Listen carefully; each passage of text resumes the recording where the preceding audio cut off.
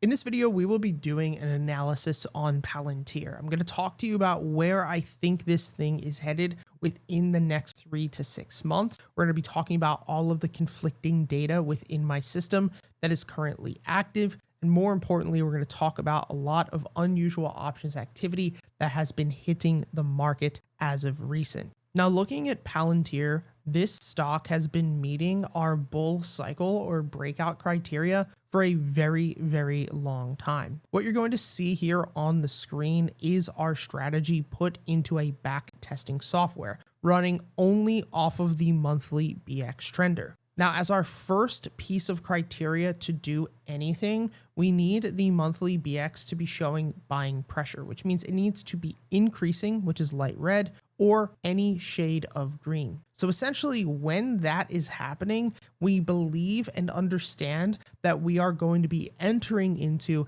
a new bull cycle. Now, the average bull cycle statistically lasts about 12 to 18 months. So we understand that we are now coming up on about 25 months of a bull cycle, a little bit over our average length. Now, if we would have just bought and held this entire time, we would be up about 2,300%. And the reason that I did not buy all the way back in 2023 is the exact reason that I actually no longer take fundamentals into account whenever I'm trading a position. And that is because normally when a stock goes on a parabolic run, which is what we're really looking for within our system, those massive asymmetric bets such as Palantir, the fundamentals tend to look like shit at that point in time. I don't know how many of you, probably then other that Tom Nash guy, were buying Palantir and believed in Palantir from a fundamental standpoint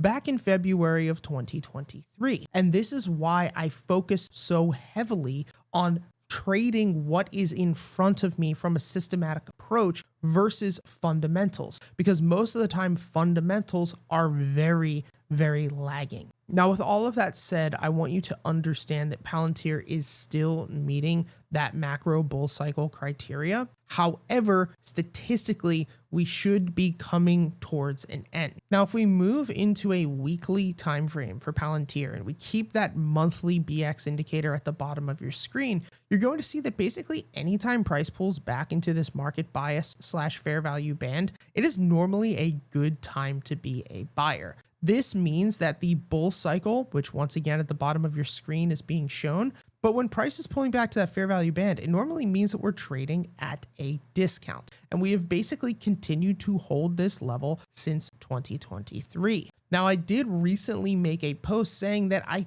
think that Palantir could be coming to an end as far as this cycle. I wouldn't dare short it or anything like that, but predominantly because we said we are way overdue for a potential pullback just from a statistical standpoint. And number two, the risk versus reward for me to even start a position here is not worth it. And so that's why, as of right now, I don't necessarily feel like Palantir is going to continue to break out to $230, $240, or $250 until Friday and today, because in the options market, we saw a lot of unusual buying occur. Now we're going to go here into our THT student portal, which all of our Discord members get access to, and I post hand-picked options flow inside of this section of the Discord. Now, 99% of options flow is dog shit and really not worth it. But there are very specific criteria that I look for when I am reading options flow. And if you want to learn what those are, you can go to the free course library down in the description and you can take our free options flow mastery course. This course will show you exactly what my requirements are. And if you want to learn our trading system and get access to all the indicators that we're using in today's analysis completely for free, the link to those will also be there. They're all in sequential order, indicator by indicator, and they'll be down below. Now, if we take a look at the main one that triggered me today was this call that hit at about 11:27 a.m. This is when I posted this to our community, but we saw a lot of the original orders come through between 9:40, 9:50, and about 10 o'clock. The reason that this order is so unusual is that it meets the three major criteria that we talked about in that free course: size, time, and urgency. you can see that we have a lot of size: $3.9 million order, a $2.53 million order, a $1.6 million order. This is not a small order flow. The second thing is that we have time. This is not a contract that is expiring this Friday that could potentially be day traded. I think that with a 2/6 expiration, there's a pretty good chance that they're planning to hold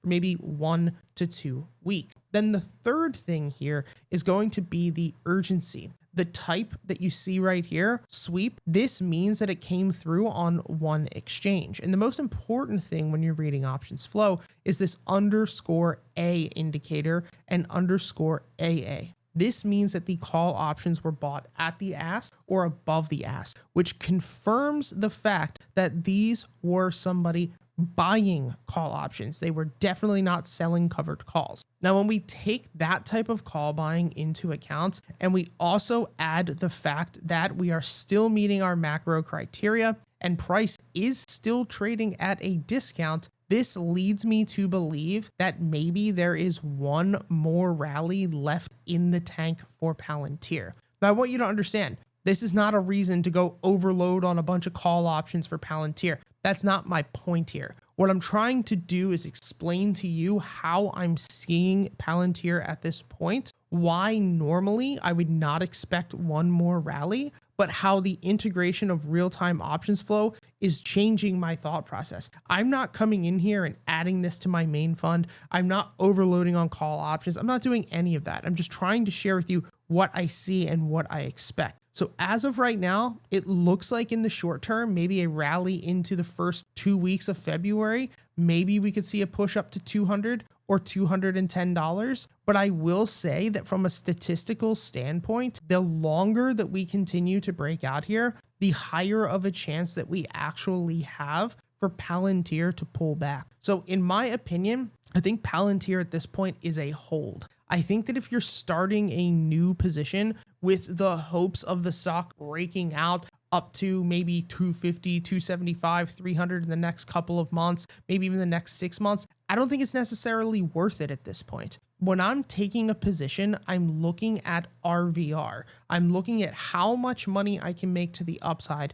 for how much I'm going to lose in the short term. And it's those type of asymmetric bets that I'm trying to place in the market. I hope that this video helped. The link to all of our courses are down in the description, completely free. And if you want to actually implement the trading system with me and the team live each and every single day, you'll get access to that through the Discord community, as well as our THT student portal, which will give you access to all of the unusual options flow, which this fund is up over 110% since we started it in October, as well as our main fund and weekly watch list. I'll see you guys next time.